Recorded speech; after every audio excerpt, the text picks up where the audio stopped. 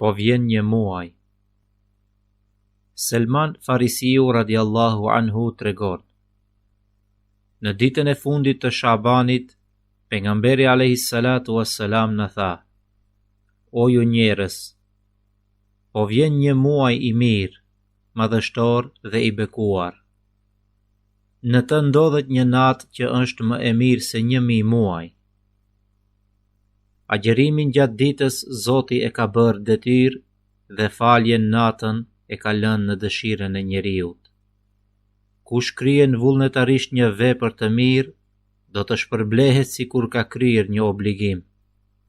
Dhe kush kryen obligimet e caktuara nga Zoti, do t'i quhet sikur ka kryer 70 të tilla.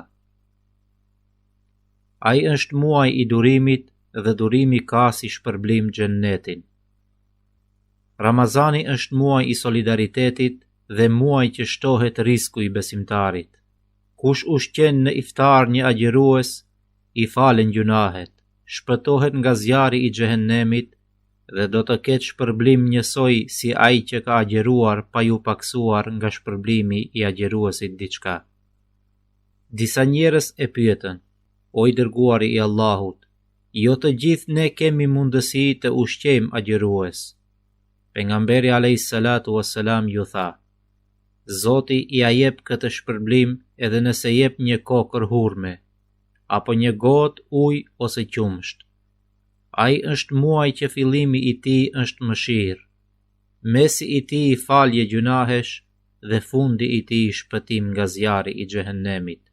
Thot pejgamberi alayhis salatu wassalam në një hadith tjetër: erdhi muaji i Ramazanit, muaji i bereqetit, ku Allahu zbret mëshirën e tij, fal gjunahet, pranon lutjet dhe shikon se si robërit e tij konkurrojnë njëri tjetrin për vepra të mira dhe mburret para melekëve.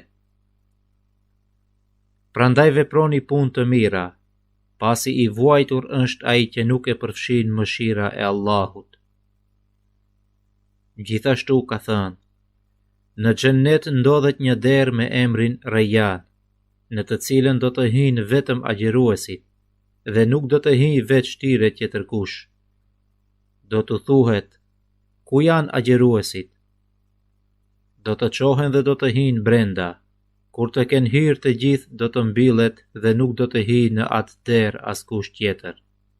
Kjo derë do të jetë brenda në xhennet, nga e cila do të hyjnë vetëm agjëruesit nga banorët e xhennetit.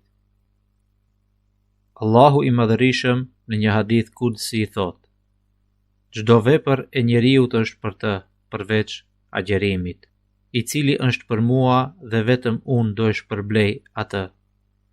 Prandaj nëse dikush prej jush agjëron, mos të thot fjalë të ulta, mos e ngrej zërin dhe mos të bëj gjunahe. Nëse dikush e ofendon, le të thot: unë jam agjërues, unë jam agjërues. Pejgamberi alayhis salatu wassalam thot: era e gojës së agjëruesit është më e dashur tek Allahu se sa aroma e miskut. Gjithashtu ai ka thënë: agjëruesi ka 2 gëzime, një kur çel iftarin dhe tjetri kur të takohet me Allahun e Madhërisëm.